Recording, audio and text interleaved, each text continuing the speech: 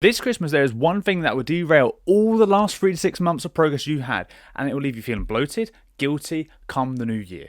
It's not the turkey, it's not the box of the quality streets, it's your all or nothing mentality that you have every single Christmas period.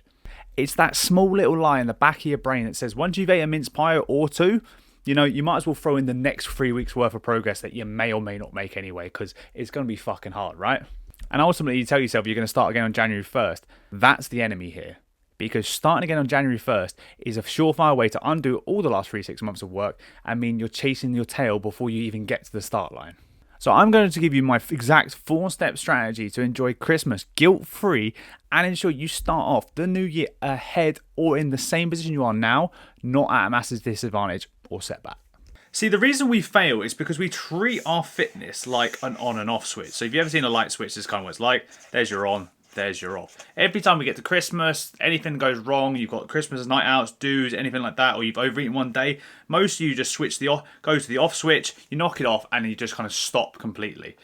What we're going to change the narrative of, though, is actually changing the light switch, essentially. So this no longer serves us. We're actually going to do this instead. So this is a very shitty drawing. 1, 2, 3, 4, 5, 6, 7, 8, 9, 10. A shitty diagram of a dimmer switch. We've got 1 and we got 10 there, okay? So this is our dimmer switch. So we often will turn this all the way down from 10 to 1. So we do lots of stuff, we do everything, and then at Christmas we're like, fuck, we'll do nothing, and it doesn't have to be Christmas specifically, okay? But at the same time, you're like, no, I need to pull my finger out, so you go too much the opposite way.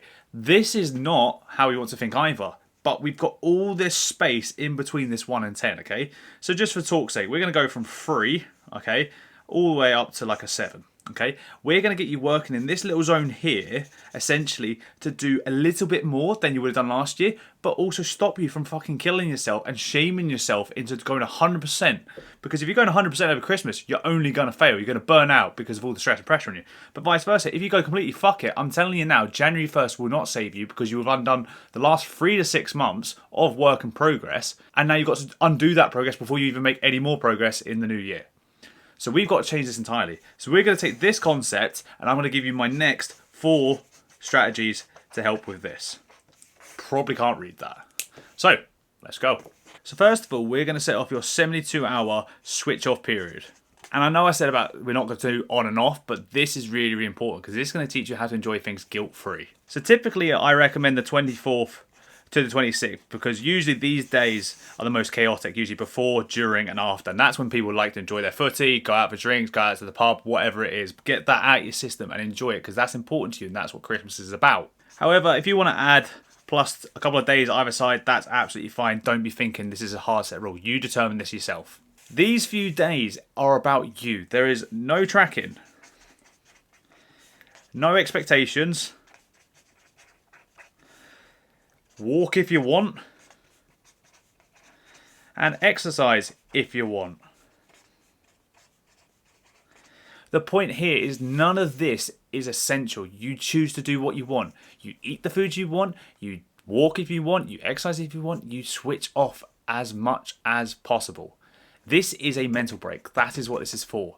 You don't need to be on in this period. You need to relax and enjoy because this is going to make the next days after this 26th even easier.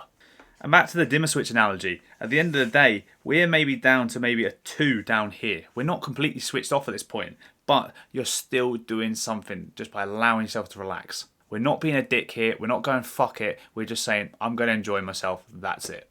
Strategy number 2, this one's really, really common. It's not just Christmas, but you often probably think you need to starve yourself or really undereat to be able to go out and enjoy yourself, whether it's Christmas dues, the Christmas dinner, anything around this time of year.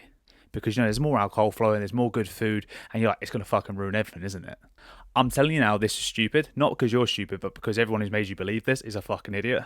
Eat normally. That sounds really obvious and simple, and it is. But going out hungry and going out craving something, whether it's a night out, whether it's a family meal, whether it's Christmas dinner itself, if you show up hungry, you're going to go absolutely fucking ape on the food in front of you. You're going to find it impossible to satiate your hunger. You're going to want every single bit of food that's in front of you and some, and you'll probably be feeling quite sick by the end of it, full of guilt, and probably ready to crawl under a rock by this stage because you don't want to tell your coach what you just did.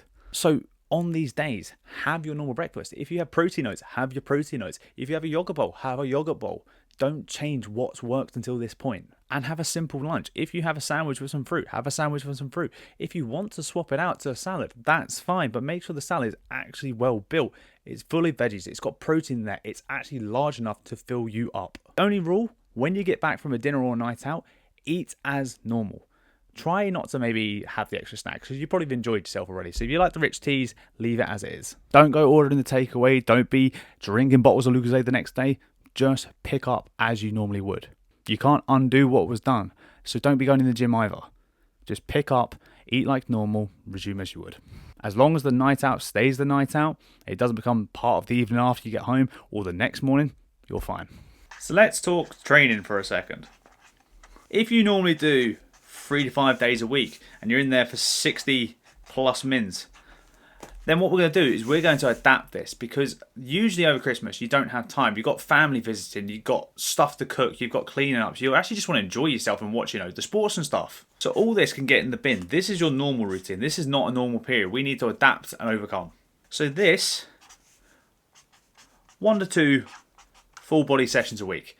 If you don't know what this is, we're going to do one exercise for every major body part. So your back, your chest, your legs, the back of your legs, your bum. One exercise. You should have this done in 30 to 45 minutes max. And if you're worried about getting weaker, just know it takes roughly 30 days for your strength to deteriorate and go down. So you could lift for nothing for 30 days and you could still maintain your strength. It feels shit on the first day back, I'm not going to lie, but you have this in the locker. This whole process is not about making progress this time of year. It's actually about a really key word that you're going to have to keep hearing me say. It's about maintenance. Maintenance is the idea. You've got to shift your expectations to maintain. You're not trying to get better. You're not trying to get stronger. You're not trying to get leaner. You're trying just to keep things the same. So when you get to New Year's, 1st of January, and around that time, you're ready to go and you're not plus another stone on top of your body. You're ready to go. You're not playing catch up. You can make more progress and keep those scales going after that nice hold off. By the way, if all of this still feels too much, fuck me, stick a YouTube workout on and do 15 minutes in at home. You'll be surprised at what you can achieve just by doing that, even just for a mental break. And strategy number 4, and this is probably the most important of all of them.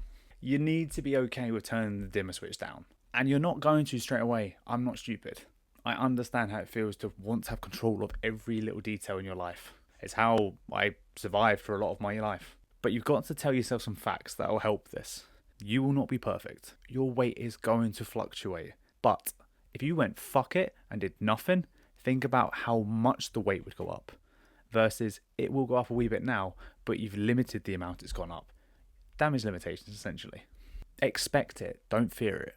The goal is to enjoy the holidays unconditionally. They don't come around often. And you're not demonizing the holidays as something that's going to ruin everything. You're actually learning how to enjoy the social events, the events of life, and create those memories, all within this new persona you're developing of maybe losing some weight, getting into shape, being a healthier, fitter version of you. Those two things can exist.